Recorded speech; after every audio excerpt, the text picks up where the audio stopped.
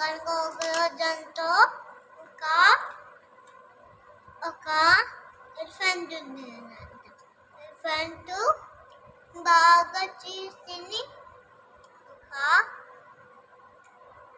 కాళ్ళు కాలిపోతున్నాయి అంత టైగర్ నుంచి ఒక ఎలిఫెంట్ టైగర్ని అడిగిందంతా టైగర్ అయిపోయింది టైగర్ పారిపోయిందా? ఎలిఫెంట్ చూసి టైగర్ భయపడిందా? తర్వాత ఏమైందమ్మా? ఒక ఎలిఫెంట్ ఒక ఫారెస్ట్ అన్ని యానిమల్స్ కి గుసలు ఆడుకుందంట. ఫారెస్ట్ లో అన్ని యానిమల్స్ కి గుసలు ఆడుకుందంట. గుసగుసలాడేయా? తర్వాత ఒక